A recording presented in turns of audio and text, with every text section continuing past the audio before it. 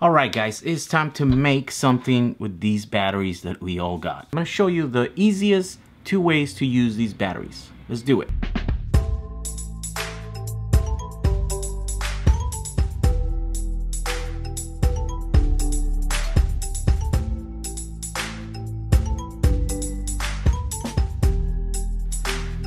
Alright, so obviously the easiest way is to leave the pack as they are and then just find a way to connect them together to an inverter, like a grid tie inverter for example, and then together with the solar charge controller, just use the solar panel, and then the solar panel charges the batteries, and then the batteries transfer their energy through the inverter into your house wiring. That way you get to use it and it lowers your electricity bill. So let's build that right now.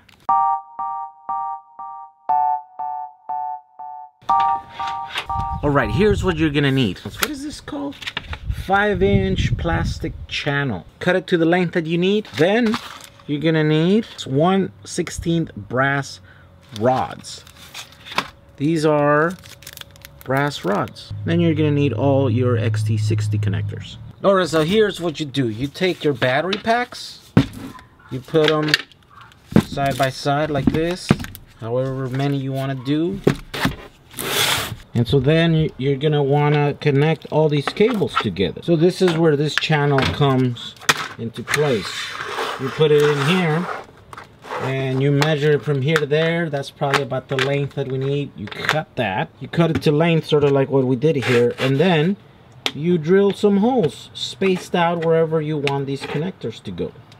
The spacing here is not super important, but obviously some people are going to care more than others about how close and how perfectly aligned these holes are. This is just a demonstration, so I don't really care. I just drill the holes really quickly. So once you do that, you take this, you turn it around. So you put them through the little holes here, and then on the other side you have the pins. Make sure they're all facing the same way, or you're gonna have problems because you're gonna be wiring batteries the wrong polarity.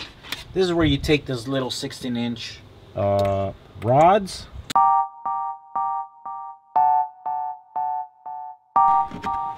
Now here's what it looks like so far. You can put 2 of them, and the reason why I put 2 of them here is because sometimes what you're gonna want to do is have a pack on this side, and then you're gonna want to have a pack on this side. There we go. But of course there's more. These are 1/16 of an inch. They're probably good for about 10 amps. Yeah, maybe 20 amps before they start getting too hot. So we have to double those up right here. And it's pretty easy because they're thin. Here's how we do it. It's a bit windy here today, so it's not really helping with the heat transfer.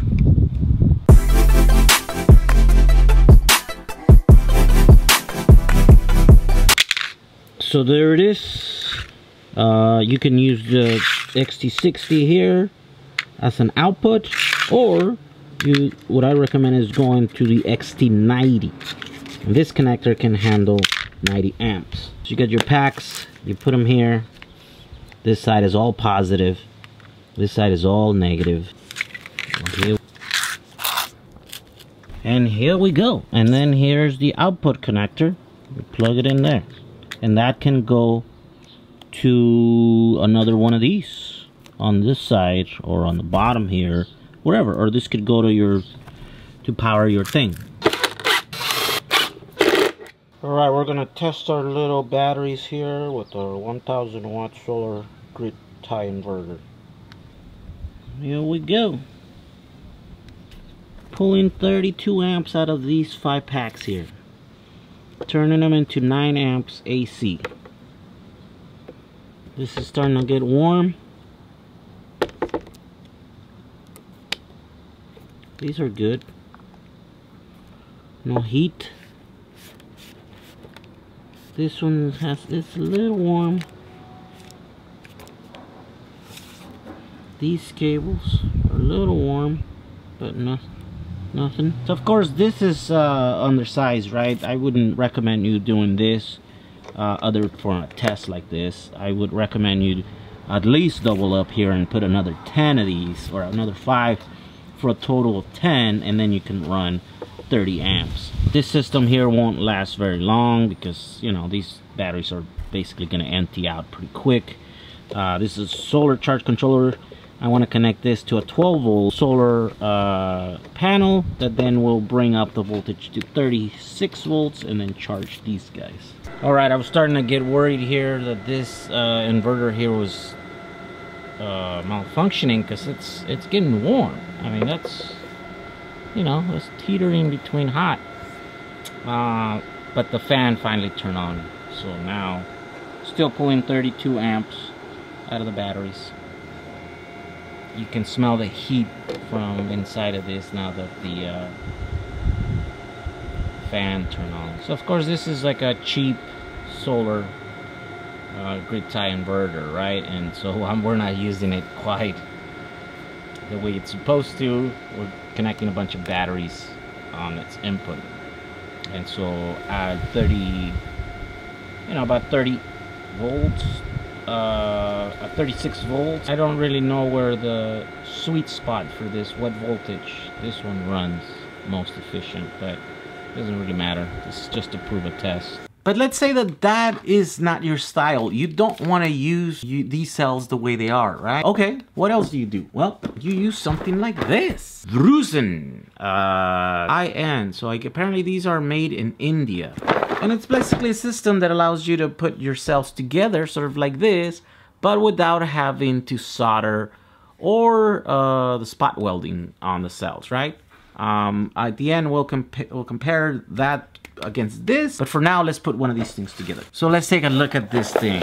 Boom, we get a box with a bunch of these guys, which are the little interconnects, zip ties, the nuts, and then a bunch of these little guys. It can also be used to make battery packs for other energy storage applications. The setup is maintenance free and need not be removed during the entire lifetime of the cell. Even after the life of the cell, the same setup can be reused for new cells, unlike in welding. Using this setup to make a battery pack does not void the warranty of the cell.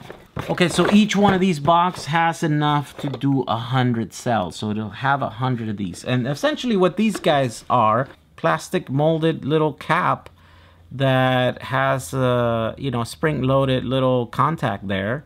And then that's attached to, on the other side, a little screw, right? And you should be able to connect to the cell using this little screw. So then you do both sides, and they kind of go in there kind of tight. I think it's designed to go there kind of tight, right? And so basically that's it. Then you have little screws there that are terminals. Wow. So let's put one of these things together. They have these little clips there that slide onto each other. And so for example, here is the other one. Boom, it's together. And you can keep going, and you can build your battery pack basically, you know, however you want. So I have put one of these guys together already. And essentially what I've done here is put 10 of them like this and 5 of them like that. That's 50 cells. And that's what we're gonna build today. We're gonna build a 50 cell battery pack. Okay, so once it's like this, then you have to decide which side of the battery you're gonna wanna put depending on how you're gonna design your connections. I suggest you watch this video right here. So I'm just gonna show you in time-lapse mode what I'm gonna do.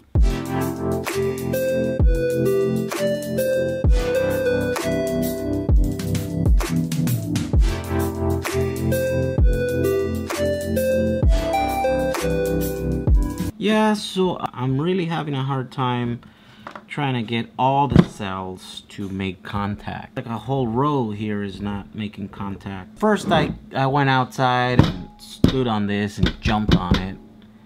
And then I got some blocks of wood, and then I used clamps, but it doesn't seem to be working. And this little thing here sunk. Oh man, how am I gonna bring that screw up here? Yeah, that screw fell in there. Come on. Not really liking this system. You know, if I have to fix that, that means I have to take this whole top off. I basically had to take the whole thing apart. Apparently I kind of deformed that cell in there while I was putting it together. Here's the one that I had to fix here. All right, let's try a different approach this time on this guy.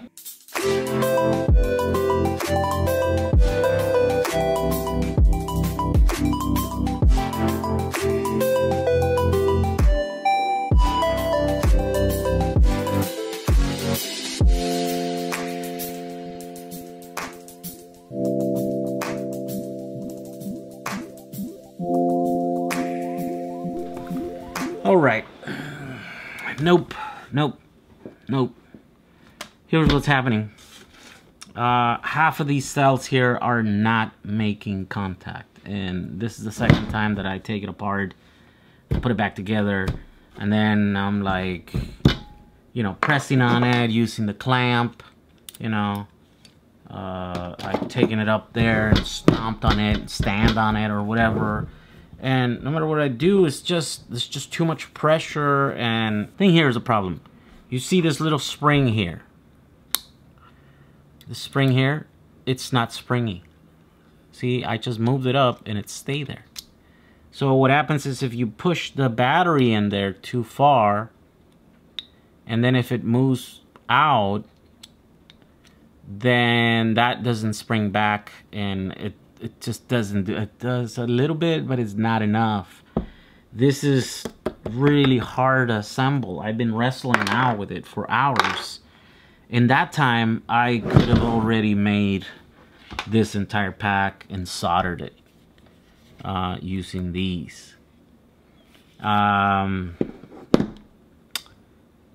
I mean, this is an awesome idea, right? It's just not for me. I don't have the patience like to do this. I mean, I already spent like 4 hours working on this, trying to get it to work, and it just does. And I don't know how to fix it. How do I, you know, there's one battery here, there's one over here, there's one over there, two over here. How do I fix those? Short of taking the entire thing apart and starting from scratch, because as you saw last time I took it apart, it doesn't come apart easily. You'd have to like break it, breaks apart, you know. So it's not like this whole sheet just comes apart. It's like you try and rip it, then like a section of it comes up, and then you have to take those batteries off, and then you pry it out. No. Sorry guys, but this is not the answers. Here's what I would do if I was designing this thing here. I would put a screw every 4 cells or something, so that you can put it in there and then you tighten it, then you can have even pressure throughout the entire thing. Right now, this thing right now is like, it's like crooked. It's like the cells are like, I don't know what is going on here, but it's just way too much pressure once you have these many cells there, and it's really hard to get stuff moving. I mean, I can stand on this, you know, and I'm 160 pounds, and that's not enough. What'd be the other thing? Well, if you have like a press or something, you know, something that you can evenly apply pressure. Can I do that here? Well, I guess I could put it underneath the car and then put the jack and put some wood in there and then just start jacking the car up. That's the whole weight of the car would come down here. I guess that would be one way to do it. But yeah, this product's not ready for prime time. I mean, it's more work than this and soldering, I'll tell you that. And for me, I prefer soldering. I do that every day. I can put these things together, put the little strips, solder it, and then I know there's a solid connection to every single cell. With this one here, is it solid? How much, you know, power can you run through that? I wouldn't trust it. Like, you know, those that spring that doesn't spring enough. You know, it's barely touching on one and it's not touching on the other one. That's what's happening here. So yeah, I wish I could endorse this product and tell you like, yeah, do this, you know. But as of now, yeah, I don't like it. I don't like it. The easiest way is to leave these as they are and then use them like that if you can use 36 volts, right? But if you don't, if you have to redo your system for a different number than 10S, then the best way is just the traditional way where you get these guys and then you get these little brass things, and then you just solder them using the resistor legs as fuses. Yeah, sorry. I was really hoping that this thing was gonna be amazing, and then I was gonna be able to like push it with the cells. There's individual cells, you know, not only these guys, right? So, you know, once these are gone, which are, it's not too far in the future, you know, that like they're almost there. I had a conversation with the seller, and he's like, yeah, we're getting down on them. But then he said that after that, then there's gonna be loose cells. And so I was like, well, if there are loose cells, then we need a solution for that. And I was really hoping this would be it, but now, at least not in my, maybe I'm doing something horribly wrong, but I saw that video, and yeah, it doesn't work. It beats me. I wanted to finish this thing and then run the cables and then use this alongside with the 5 of these that I have to run that little inverter or whatever, and then I was gonna use a thermal, like a flirt little cam thing, right, to be able to see, you know, which ones, if any of those were creating heat or whatever. But I can't even do that because there's a bunch of these that I've known. I'm not getting any voltage, and so, and I don't want to mess with it anymore. It's like I spend enough hours doing this. All right, so there you go, guys. That's what you can do with these cells. You can use them as is. That's the easiest way. Or you can try and buy some of these and put them together, but at this point I find that kind of hard to recommend. Instead of that, my most favorite way is to use these guys because it's a lot cheaper, right? This one will cost you about 50 cents per cell to use this system here. This is about 10 cents a cell. But then you still have to buy the brass and the fuses and then solder it all together and stuff. So I'd say it's probably about the same. But this one's a much more secure. You can actually control how much power you can push through it, right? And you can build it like this, or you can build them long, or, you know, whatever. It's pretty much the same as this, except these are slightly bigger. So I want to thank you for watching this video. Thank you to all my patrons for supporting me. If you like what I do, if you find it helpful, and you wish to help me in any way support the channel, then make sure you... Oh, one last thing. I want to thank Micah Toll. It's possible I could have had a conversation, and he told me, hey, do you want to check out this book? And I said yes. I'm sorry. I'm sorry, I don't remember that, but this book showed up. I've been looking at it, and it's pretty amazing. Look at that. Even this things that we're talking about, these things here are explained in this book. Everything from welding to the straps to the theory behind, you know, to diagrams as to how to put these connect the batteries, you know, 7S, 1P, it explains all that. The BMS stuff, how they're connected into the batteries, you know, charge curves. This is a pretty cool book if you want to learn about lithium batteries, DIY lithium batteries, how to build your own battery packs. I get asked all the time what I'd recommend reading material for people that want to get into this sort of stuff. And because I don't learn reading books, right? I never went to school, and so I tend to look on, you know, on the internet and Google and forums and stuff. And I'm a hands-on kind of guy. I buy stuff and then I take the instructions, throw them away, and then just go with it. And then once I get stuck, then maybe if I can't move forward, then I'll read the instructions, right? But reading is not my to-go way of learning, but I understand that a lot of you guys are used to learning that way. So here is a book that I recommend. I will put a link to this in the description here, and you can check it out. It's available on Amazon. Thank you, Mike Atoll. I will definitely will be reading this. Look at this. Everything from battery packs. This is pretty cool. Pretty good. Thank you. All right, guys. See you in the next video. Bye. All right. Let's turn this guy on. ¿Sí se encendió? Sí. Okay.